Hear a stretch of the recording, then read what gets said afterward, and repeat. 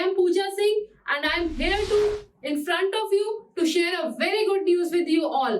मैं आप सबसे एक बहुत इंपॉर्टेंट न्यूज आज शेयर करने वाली हूँ, जिसका इंतजार शायद आप में से बहुत लोग कर रहे होंगे. Yes, the news is about SSC CPO examination, यानी स्टाफ सर्विस कमीशन का सेंट्रल पुलिस ऑर्गेनाइजेशन का एग्जाम का नोटिफिकेशन आउट हो चुका है. यस, ऐसी ही अपडेट्स के लिए हमारे चैनल को सब्सक्राइब कर लीजिए. अगर अभी तक आपने नहीं किया है, टेलीग्राम चैनल ज्वाइन कर लीजिए, जिससे ऐसे इंपॉर्टेंट अपडेट्स आपसे बिल्कुल मिस ना हो.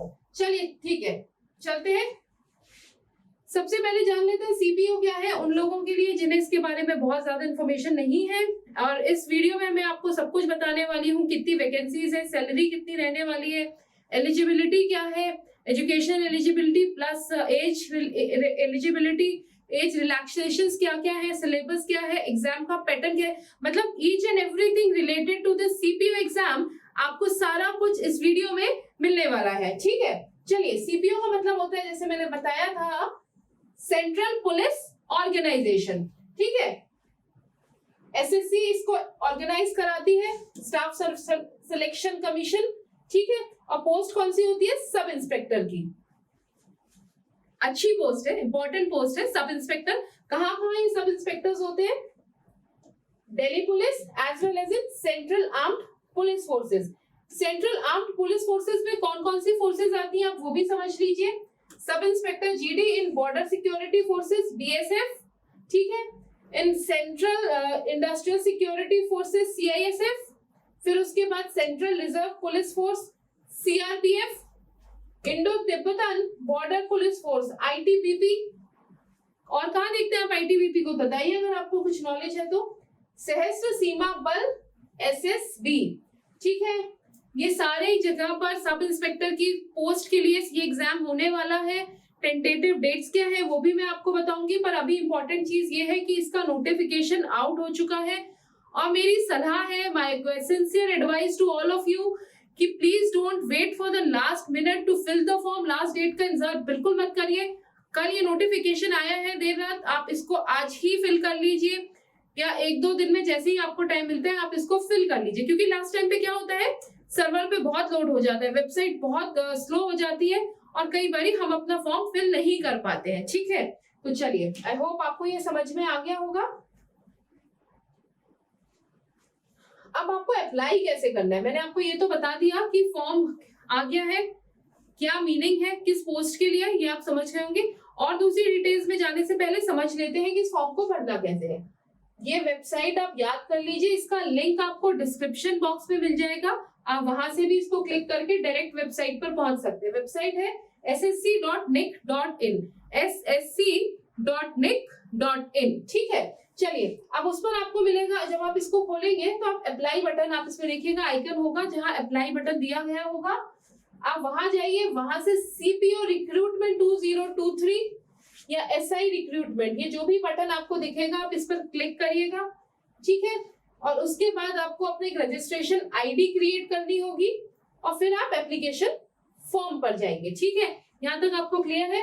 चलिए, अब आप कुछ बेसिक डिटेल्स इसमें भरनी है. नाम, मदर्स नेम, फादर्स नेम, आपके क्वालिफिकेशन और एज. हम इसके लास्ट में एक बार वेबसाइट को ओपन करके भी इस चीज को समझेंगे कि हम फॉर्म किस तरह से फिल कर सकते हैं. ठीक है, now upload your signature, marksheets and photographs. आपको क्या क्या करना है, अपना सिग्नेचर, मार्कशीट और फोटोग्राफ्स इसमें अपलोड होगा. उसको आप पहले से प्रिपेयर करके रखिए, उसको स्कैन करके रखिए, ताकि आप जब फॉर्म फिल कर रहे हो तो आपका अननेसेसरी टाइम वेस्ट ना हो. क्योंकि कई बार क्या होता है कि हम फॉर्म फिल कर रहे होते हैं, सारी डिटेल्स भर देते हैं, जब हम अपलोड सेक्शन में जाते हैं तो हमारे पास अपलोड का मटेरियल तैयार नहीं होता. जब तक उसकी तैयारी करते हैं, टाइम आउट, सारी मेहनत पानी में. तो आप मेरे ख्याल से आप इस चीज का ध्यान रखेंगे. सिग्नेचर, मार्कशीट, फोटोग्राफ्स, जो भी डिटेल्स उसमें चाहिए, जो भी डॉक्यूमेंट्स आपको अपलोड करने हैं, वो सब स्कैन करके एक फोल्डर बना के अपने पास रख लीजिए. एप्लीकेशन फॉर्म सबमिट कीजिए, रजिस्ट्रेशन फीस पे कीजिए. रजिस्ट्रेशन फीस कितनी है वो भी मैं भी आपको बताती हूँ. Now take a print out of your application for your future reference. हाँ, ये जरूर करके रखिएगा. Once you submit your application form, जो भी रेफरेंस आता है, जो भी रेफरेंस नंबर आपको मिलता है, उसका एक प्रिंट आउट लेकर अपने पास रख लीजिए, ताकि अगर कभी कोई भी प्रॉब्लम आपको होती है तो आप उस रेफरेंस नंबर के हेल्प से एसएससी को कांटेक्ट कर सकते हैं और अपने प्रॉब्लम का सोल्यूशन ढूंढ सकते हैं। ठीक है, चलिए यहाँ तक अगर कोई भी दिक्कत आपको आती है तो आप कमेंट करके हमें बता सकते हैं। हम आपकी पूरी तरह से कोशिश करेंगे कि आपको अगर कहीं भी फॉर्म भरने में कोई भी प्रॉब्लम आती है तो हम आपको उसको सॉर्ट आउट कर सके। यस, और एक चीज और, आप विक्रमास के साथ जुड़ करके यूट्यूब पर करंट अफेयर्स और different subjects previous year questions उनको तो प्रैक्टिस कर ही सकते हैं। अगर आप एक फुल टाइम कोर्स भी चाहते हैं तो भी आप हमारे वेबसाइट पर जाकर हमारे कस्टमर केयर से बात करके डेमोज लेकर प्रॉपरली हमारे कोर्सेज को ज्वाइन कर सकते हैं, जहां हम आपको बिल्कुल कॉम्प्रिहेंसिव सारी स्टडीज कराएंगे, right starting from the very basic till बिल्कुल लास्ट तक। जितना भी अच्छा डिटेल्स होती है उस सब डिटेल के संग हम आपको पढ़ाएंगे, और साथ में खूब सारे previous year questions plus the मॉक्स, ये सारी प्रिपरेशन के लिए आप हमारे कोर्सेज को भी ज्वाइन कर सकते हैं। हमारी वेबसाइट का लिंक भी आपको डिस्क्रिप्शन बॉक्स में मिल जाएगा। ठीक है, चलिए अब आते हैं वापस से अपने टॉपिक पर। एप्लीकेशन फीस, अभी हमने देखा था ना, जब आप फॉर्म सबमिट कर देंगे तो आपको एक एप्लीकेशन फीस देनी होती है। नॉर्मली हर एग्जामिनेशन में एक नॉमिनल फीस रखी जाती है, जो गवर्नमेंट एग्जाम से बहुत ही नॉमिनल होती है, and it is required to be paid, क्योंकि गवर्नमेंट को भी तो फिर सारे एक्सपेंसेस करने होते हैं। तो this fee is for that purpose only. ठीक है, आपको पे करनी है, ये आपको मैंने बता दिया है। मोड ऑफ पेमेंट क्या रहेगा, क्योंकि फॉर्म का फिल करने का जो मोड है that is online, so the mode of payment will also be online. आप net banking, credit debit cards, भीम यूपीआई, आप जिस भी तरीके से करना चाहते हैं ऑनलाइन मोड ऑफ पेमेंट से आप इसको पे कर सकते हैं। ठीक है, कैश नहीं करना, डीडी नहीं चलेगा, सिर्फ ऑनलाइन मोड यहाँ पर चलेगा। कितना फी करना है पे, ₹100। थोड़ा सा प्रॉब्लम है यहाँ पर, थोड़ा सा डिस्क्रिपेंसीज है, या कह सकते हैं थोड़ा डिस्क्रिमिनेशन है। क्यों? क्योंकि ये जो फी है this is to be paid only by male candidates. Male candidates जो जनरल और ओबीसी कैटेगरी को बिलोंग कर रहे हैं, ओनली दे हैव टू पे ₹100। That's a nominal fees, but still you have to pay this ₹100 to fill this form. और exempted कौन है? Women candidates and candidates belonging to scheduled castes, scheduled tribes and ex-servicemen. अगर आप इन किसी भी category को belong करते हैं तो आपको कोई भी फीस नहीं देनी है। But if you are a male candidate from general category or OBC category, then you have to pay a nominal fees of ₹100. I hope I am clear in what all I am telling you. ठीक है, चलिए। या इसके अलावा जो भी reservation में आते हैं, they don't need to pay any fees, they are exempted. चलिए चलते हैं अपनी नेक्स्ट स्लाइड पर। अब आती है बात एलिजिबिलिटी क्राइटेरिया। देखिए, जब मैंने एलिजिबिलिटी को लिया है तो मैंने इसको दो तरीके से देखा है। एक एजुकेशनल कि एजुकेशनल एलिजिबिलिटी क्या है, और दूसरी हमारी आ जाती है एज की एलिजिबिलिटी क्या है। ये दो एलिजिबिलिटी क्राइटेरियाज है। आप फॉर्म फिल करने से पहले देख लीजिए कि आप इन कैटेगरीज को, इन जो भी बेसिक एलिजिबिलिटीज है उनको आप पूरा करते हैं या नहीं करते हैं, उसके बाद ही आप फॉर्म फिल करिएगा। चलिए, सबसे पहले हम देख लेते हैं एजुकेशनल क्वालिफिकेशन, और ये कब 15/8/2020 थे। वैसे by the way this is the last date जब आपको ये फॉर्म फिल करना है। ठीक है, for the post of sub inspector in Delhi police and CAPF, हाँ आपकी एप्लीकेशन शुरू हो चुके हैं। 26/7 को ये फॉर्म का आना था, लेकिन ये कल से शुरू हुआ है। आज से एप्लीकेशन स्टार्ट हो गए हैं। 15th August is the last date. You have to fill your form before 15th of August। इसीलिए जो आपका क्राइटेरिया भी लिया है उसका कट ऑफ डेट भी 15/8 है, यानी जिस दिन तक आप फॉर्म फिल कर रहे हैं।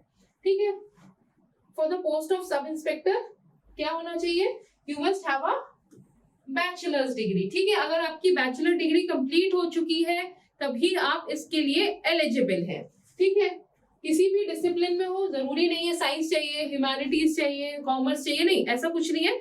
Just a simple bachelors degree from any stream, किसी भी स्ट्रीम से आपने बैचलर्स अपना पूरा किया है, you are eligible for this examination.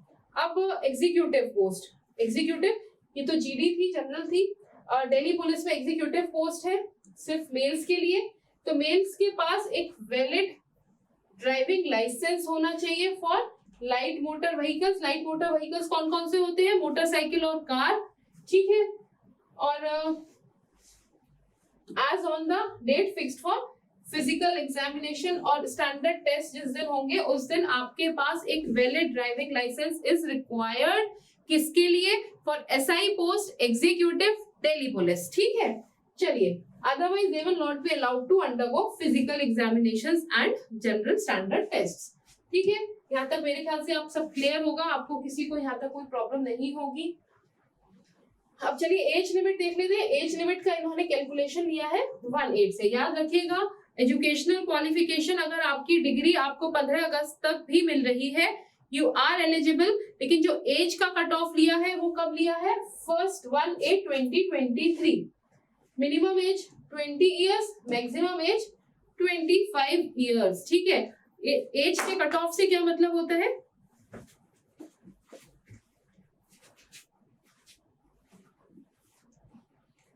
As के कट ऑफ से क्या मतलब होता है? आप क्या समझते हैं एज का कट ऑफ? मतलब आपकी जो 25 इयर्स है वो यहां तक आप 25 इयर्स के होने चाहिए। फर्स्ट एड, अगर आप यहाँ 25 इयर्स से ज्यादा आपकी एज है तो आप उसके लिए एलिजिबल नहीं है। ठीक है, मेरे ख्याल से आपको समझ में आ गया होगा। आप अपना एज कैलकुलेट कर लीजिएगा और जब आप एज कैलकुलेट कर रहे हैं तो आप 1 अक्टूबर को अपनी एज मान के चलिएगा।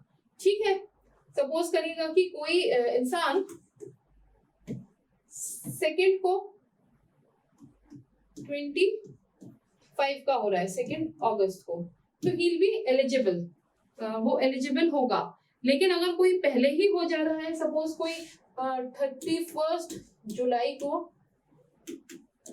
25 का हो चुका है, तो he will not be eligible. ठीक है, ये आप कैलकुलेट कर लीजिएगा। चलिए अब एज रिलैक्सेशन देख लेते हैं। नॉर्मली हर एग्जामिनेशन में SC ST 5 इयर्स, OBCs के लिए 3 इयर्स, एक्स सर्विसमैन का भी 3 इयर्स है, लेकिन उसमें कुछ कंडीशंस हैं। After deduction of the military service rendered from the actual as. ठीक है, जो जितने भी साल की आपने मिलिट्री सर्विस की है, एक्चुअल एज में से उतना उसमें से माइनस कर देंगे और उसके बाद आपको 3 इयर्स का रिलैक्सेशन भी दिया गया है।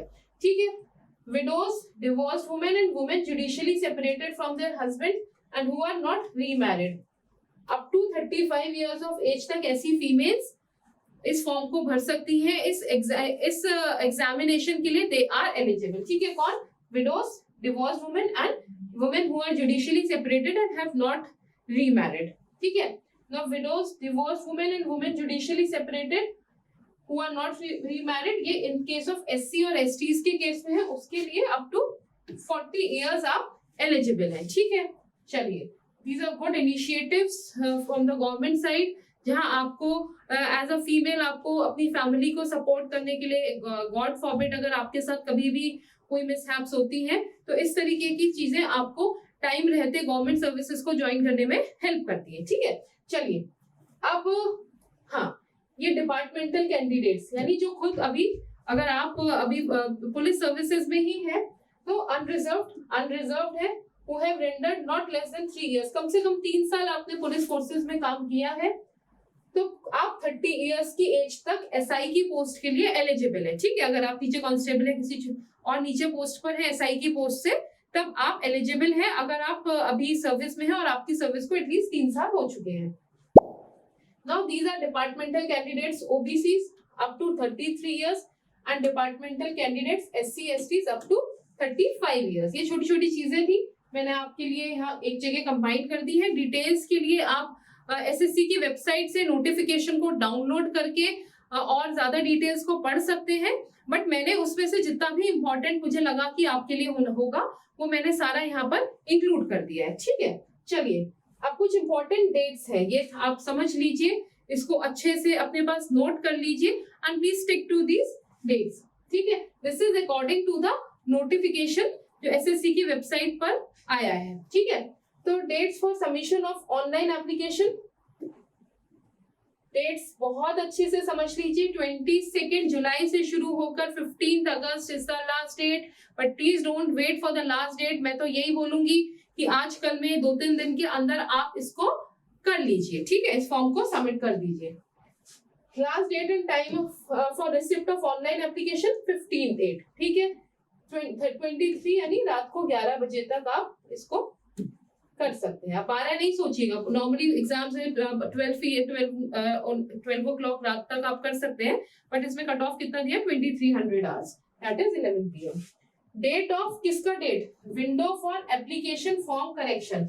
अगर आपके एप्लीकेशन फॉर्म में कुछ ऐसे करेक्शंस हैं, जो आपका मोबाइल नंबर आपने गलत लिख दिया है, कुछ और गलत डाल दिया है छोटा मोटा, या ऑनलाइन पेमेंट आपको करनी है, तो उसके लिए डेट दी गई है 16/8 से लेके 17/8, यानी 15 अगस्त को आपका एप्लीकेशन सबमिशन कंप्लीट हो जाएगा। उसके बाद अगले 2 दिन 16 एंड 17 अगस्त आप उसमें अपने जितना भी अगर फॉर्म में कोई आपका करेक्शंस है, आप उन करेक्शंस को कर सकते हैं, ठीक है।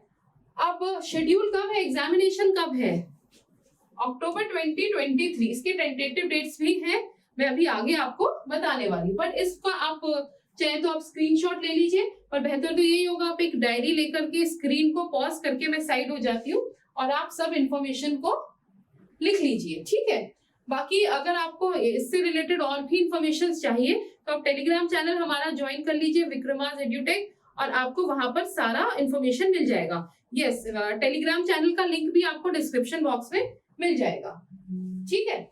चलिए, सिलेक्शन प्रोसेस क्या होता है, आप में से बहुत से लोग तो इसके बारे में जानते होंगे, लेकिन ये उनके लिए है जो अभी पहली बार इसके लिए अपेयर करेंगे, जिनको बहुत ज्यादा इन्फॉर्मेशन नहीं है, और वेबसाइट इंटरनेट पर भी इधर उधर स्कैटर्ड इन्फॉर्मेशन है। सारी इन्फॉर्मेशन को हमने एक जगह डाला है आपकी कन्वीनियंस के लिए। इसका ज्यादा से ज्यादा फायदा उठाइए, इस वीडियो को शेयर करते रहिए अपने फ्रेंड्स के साथ, ठीक है। चलिए समझ लेते हैं। ये एग्जामिनेशन में 4 स्टेजेस है। कितनी स्टेजेस है, 4 स्टेजेस है। पहले स्टेज में पेपर 1 होगा, which is again a CBT computer based test है। सेकेंड में physical standard test and physical efficiency test, TST and TET, ये होगा। देन अगेन स्टेज 3 में पेपर 2 है, कंप्यूटर बेस्ड टेस्ट है। ये भी सिलेबस में क्या क्या आता है वो मैं अभी बताऊंगी। Again in stage 4 detailed medical examination, ठीक है। ये 4 स्टेप्स इस एग्जामिनेशन में होते हैं।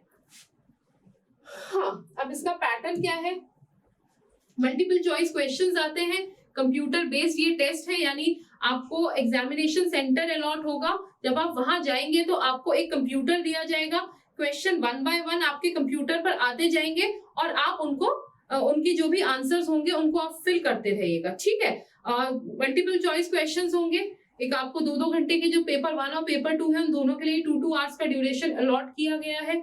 क्या क्या सब्जेक्ट्स आएंगे, क्या डिटेल्स है, वो हम आगे देख लेते हैं। चलिए चलते हैं, ठीक है। तो ये कैसा रहेगा, objective multiple choice type, and it will be a CBT. CBT means computer based test, जो कंप्यूटर से होता है, यानी पेन और पेपर का वहां पर यूज नहीं करना है। पेपर 1 विल बी बाइलिंगुअल, यही, हाँ ये इंपॉर्टेंट है आपके लिए कि पेपर 1 बाइलिंगुअल होगा। बाइलिंगुअल मींस हिंदी और इंग्लिश दोनों ही लैंग्वेजेस में पेपर 1 आपको क्वेश्चंस आएंगे। आप अपनी चॉइस के हिसाब से, अपनी समझ के हिसाब से उसको सॉल्व कर सकते हैं। पर किसी भी डिस्क्रिपेंसी के केस में जो इंग्लिश के क्वेश्चंस होते हैं उनको सही माना जाएगा। इस चीज को भी आप थोड़ा समझ कर चलिएगा, ठीक है। पेपर 2 में सिर्फ इंग्लिश लैंग्वेज का, क्योंकि पेपर 2 है ही सिर्फ इंग्लिश लैंग्वेज का, तो ऑब्वियस सी बात है उसको बाइलिंगुअल नहीं होगा। नेगेटिव मार्किंग है, बिल्कुल नेगेटिव मार्किंग है। 0.25 मार्क्स डिडक्ट हो जाएंगे फॉर ईच इनकरेक्ट आंसर। आप कोई भी इनकरेक्ट आंसर करते हैं तो 0.25 मार्क्स आपका वहां से डिटेक्ट हो जाएगा। 1 नंबर का क्वेश्चन रहेगा, यानी 1/4 डिडक्शन है। 4 क्वेश्चन गलत करने पर 1 सही क्वेश्चन आपका खत्म हो जाएगा, ठीक है। तो बहुत ध्यान से चलिए, जहां पे नेगेटिव मार्किंग्स होती है वहां हमें श्योर होना पड़ता है। हाँ, रिस्क चलता है, दैट टू अगेन उसके लिए हम एक अलग से आपके लिए लेक्चर बनाएंगे, जहां हम इस चीज को डिस्कस करेंगे कि रिस्क कितना कैलकुलेटेड आपको लेना चाहिए एग्जामिनेशंस में जहां नेगेटिव मार्किंग होती है, ताकि नेगेटिव मार्किंग आपको हैम्पर ना कर सके। कितने क्वेश्चंस को आपको कितने क्वेश्चंस को आपको अटेम्प्ट करना चाहिए, कितने क्वेश्चंस को तब अटेम्प्ट करना चाहिए जब आप श्योर है। उसके बाद अगर कुछ शॉर्ट रहता है तो कितने और क्वेश्चंस को आप अटेम्प्ट कर सकते हैं। ये पूरी डिटेल्ड जितनी भी स्ट्रैटेजी है, इसके ऊपर हम एक अलग से वीडियो बनाएंगे जहां हम इन सबको डिस्कशन करेंगे। पर अभी हम यहाँ पर सिर्फ एक छोटा स्ट्रैटेजी, आपको नोटिफिकेशन आया था तो उससे रिलेटेड वीडियो है, उनके लिए बोल रही हूँ जो अभी अभी ज्वाइन कर रहे हैं हमें, वो प्लीज आगे आप दोबारा से इस पूरे वीडियो को देखिए, समझिए, स्क्रीन पॉज कर करके देखिए, और इसका पीडीएफ अगर आप चाहते हैं तो हमारे टेलीग्राम चैनल को ज्वाइन कर लीजिए। लिंक डिस्क्रिप्शन बॉक्स में आपको मिलेगा। ठीक है, चलिए ठीक है, तो मैंने आपको बता दिया है 2 पेपर्स होंगे, दोनों ही ऑब्जेक्टिव टाइप्स है, paper 1 paper 2। Paper 1 will be bilingual यानी हिंदी इंग्लिश दोनों में, and paper 2 will be only in English. 0.25 marks will be deducted if you do it wrong. ठीक है, यानी कोई 4 गलत क्वेश्चन करने पर 1 सही क्वेश्चन का मार्क आपका कम हो जाएगा। सब्जेक्ट्स क्या क्या आते हैं देख लेते हैं। जनरल इंटेलिजेंस एंड रीजनिंग और जीएस से मिलाकर के आपके 50 क्वेश्चन रहेंगे। टोटल 200 क्वेश्चन है, 50-50 इक्वली डिवाइडेड है 4 पार्ट्स में। पहला पार्ट जीएस, जिसमें आपको polity, general science and all will be very general type of questions, 10th level का बोलते हैं। ठीक है, पर थोड़ा सा आप हमारे साथ जुड़ के पढ़ सकते हैं किसी भी टॉपिक्स को। ठीक है, general knowledge, quantitative aptitude and English comprehension सब 50-50 है। 200 नंबर के 200 मार्क्स, 200 क्वेश्चंस 200 मार्क्स, यानी 1 क्वेश्चन 1 मार्क। एंड नेगेटिव में कितना जाएगा 0.25। तो आप इस चीज को, ये छोटे छोटे पॉइंट्स हैं, इन्हें आप अपने दिमाग में बार बार दोहराते रहिए। Keep revising them, keep repeating them in your mind, so that when you are appearing for your examination, तो आपके माइंड तब तक ट्रेन हो चुका होगा कि आपको बहुत ज्यादा रिस्क नहीं लेना है। क्योंकि कट ऑफ सपोज करिए 200 में से 100 और 120 मार्क्स, नहीं, आई am not coating it, I am just giving an example कि 50% यानी 100 क्वेश्चन सही करने पर आपका हो जा रहा था। इसमें से आपको आते थे, आपको 100-110 क्वेश्चंस आते थे, लेकिन आपने सोचा कि वाई 100-110, आई डू 150। आपने 150-160 क्वेश्चंस कर दिए, जो आप 100 तक हो सकता था आपका सिलेक्शन, नेगेटिव मार्किंग में आने की वजह से आपके मार्क्स कम हो गए and you are out of the race. तो उस चीज का भी हमें ध्यान रखना है। ठीक है, चलिए अब आते हैं सेकेंड पेपर। ये भी 2 आवर्स का होगा and this will be English language and comprehension. ये टोटल इंग्लिश लैंग्वेज से बेस्ड है। 200 क्वेश्चंस 200 मार्क्स। ठीक है, मार्क्स कितने 200 और क्वेश्चंस भी कितने हैं 200। तो 1 मार्क का एक क्वेश्चन है। अगेन यहाँ पर भी नेगेटिव मार्किंग है, कितनी 0.25 मार्क्स की। चलिए ये कुछ हम देख लेते हैं सिलेबस को। General reasoning, just a second check. हाँ, जनरल रीजनिंग के टॉपिक्स मैंने आपके लिए लिखे हैं जो सिलेबस में दिए हुए हैं, आप इनको चेक कर लीजिए। Verbal reasoning, syllogism, circular seating arrangement, linear sitting, double line of scheduling, input output, then we have blood relations, directions, distances, ordering and ranking, data sufficiency, coding, decoding, code inadequacies। ठीक है, चलिए अब अगला topic देख लेते हैं, quantitative aptitude, यानी आपका इसमें मैथ्स आ जाता है। किसी भी चीज को आप कम करके नहीं समझेंगे, क्योंकि आप मान के चलिए हर एक टॉपिक में से इक्वल क्वेश्चंस आ रहे हैं, 50 question from each section. Don't leave any section. कहीं भी आपको लगता है कि आपको वीकनेस है, कहीं आपको लगता है कि आपको गाइडेंस की जरूरत है, please remember Vikramas edutech is always with you. We will support you throughout your journey, throughout your preparation. हमें ज्वाइन करिएगा, हमारे साथ हमें फॉलो करिएगा and I promise you will never miss on anything important. चलिए इसके भी topics देख लेते हैं। Percentage, then ratio and percentage, data interpretations, and this is what is given for the general idea about the syllabus। ठीक है, mensuration and geometry, quadratic equation, interest, problems of ages, profit and loss, then we have number series, speed, distance and time, time and work, number systems, data sufficiency। ठीक है, चलिए अगले पे चलते हैं। English comprehension, क्या क्या आता है इसमें? रीडिंग कॉम्प्रिहेंशन, ग्रामर में जितनी भी ग्रामर आती है, नाउन, प्रोनाउन, वर्ब, एडवर्ब, जितना भी डिटेल है वो सारा इसमें आएगा। Vocabulary, verbal ability, synonyms, antonyms. ठीक है, then active passive voice, para jumbles, यानी पैराग्राफ, जंबल्ड अप पैराग्राफ आपको दिया जाएगा, उसको सॉर्ट आउट करना है। Fill in the blanks and error corrections, ये सारा इसका टॉपिक है। ठीक है, हाँ अभी इसमें अपना एक और टॉपिक रह गया है, वो है current affairs and current affairs आएगा और साथ में आएगा आपको जनरल अवेयरनेस। जनरल अवेयरनेस में आपके जो टॉपिक्स आएंगे वो पॉलिटी, हिस्ट्री, जनरल साइंस, ठीक है, जनरल साइंस, फिर आपका क्या छूट गया, ज्योग्राफी,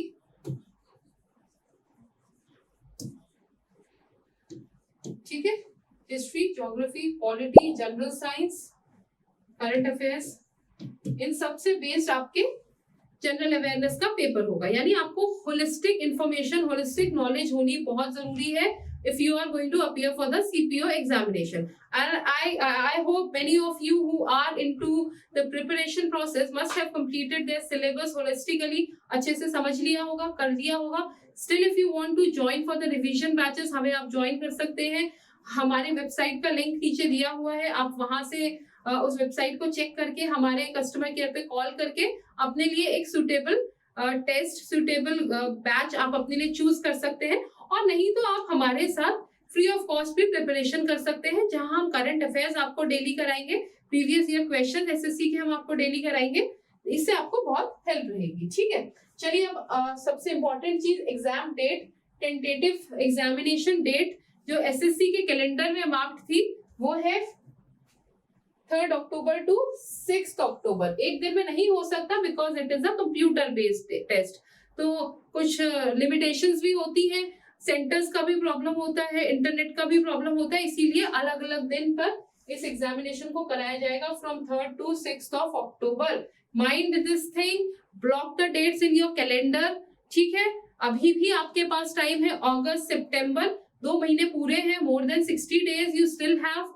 आपने अभी भी प्रिपरेशन को बहुत अच्छे से शुरू नहीं किया है, आप हमारे साथ जुड़ करके अपनी प्रिपरेशन को अच्छे से शुरू करिए, अच्छे से समझिए। And I, along with my team, will bring you many different topics, many different videos related to your preparations. इन 2 महीनों में हम कोशिश करेंगे कि हम आपको मैक्सिमम आपका सिलेबस, आपके previous year questions plus practice questions आपके साथ शेयर करें, ताकि आपकी इस एग्जामिनेशन जर्नी को हम बहुत स्मूथ बना सके, ठीक है। चलिए, और अगर इससे रिलेटेड कुछ भी आपने को पूछना है तो आप पूछ सकते हैं। हाँ, एक चीज मैं आपको और बता देती हूँ कि आप चाहे अपनी प्रिपरेशन को पूरा कर चुके हैं या अभी प्रिपरेशन के मिडिल में है, आपको जो सबसे इंपॉर्टेंट काम करना है वो आपको ये करना है कि आपको आज ही without wasting a single minute इस वीडियो को अगर आप देख लेते हैं, आप सुन लेते हैं, आप समझ लेते हैं, तो उसके बाद सबसे पहले आप प्रीवियस ईयर क्वेश्चंस को डाउनलोड करिए। Yes, previous year questions are very very very important, इसलिए क्योंकि उससे आपको पैटर्न समझ में आएगा, उससे आपको रिपीटेशन टॉपिक समझ में आएंगे, उससे आपको एसएससी का एक पूरा स्ट्रक्चर समझ में आएगा कि how previously they are asking questions. तो उसी पैटर्न पे कोशिश रहती है, उसी पैटर्न पे उम्मीद रहती है कि आगे के आने वाले पेपर्स भी होंगे, ठीक है। तो चलिए, आप सबसे पहले एटलीस्ट 5 to 10 ईयर्स, मैं 10 ईयर्स कहती हूँ बट नहीं है तो एटलीस्ट 5 ईयर्स के प्रीवियस ईयर क्वेश्चंस आप अच्छे से देख लीजिए, समझ लीजिए, उनको एनालाइज कर लीजिए। बाकी हमारी टीम आपको एनालिसिस डेली करवा रही है प्रीवियस ईयर क्वेश्चंस का, 2-3-4 क्वेश्चंस डेली हम आपके साथ डिस्कस करते हैं। उन वीडियोस को भी देखना बिल्कुल मत भूलिए, उनको एनालाइज करिए, अंडरस्टैंड करिए, फिर उसके बाद आप टॉपिक्स को पढ़िए, प्रैक्टिस करिए, फिर अगेन इनको सॉल्व करिए। अगर आप इस तरीके से करते हैं तो मैं आपको श्योर कर सकती हूँ कि आप एग्जामिनेशन को बहुत इजीली क्वालिफाई कर जाएंगे। अच्छा, इसमें सीट्स कितनी है, कुछ आइडिया आपको इस एग्जामिनेशन में सीट्स कितनी है? I think around 1700 seats are there. Exact figure I am not remembering, but 1700 seats के अराउंड इस एग्जामिनेशन में है। अगर मैं पीछे जाके एक बार देखती हूँ, शायद मैंने कहीं मार्क किया था।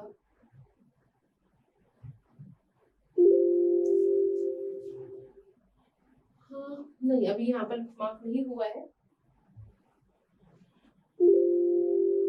ठीक है।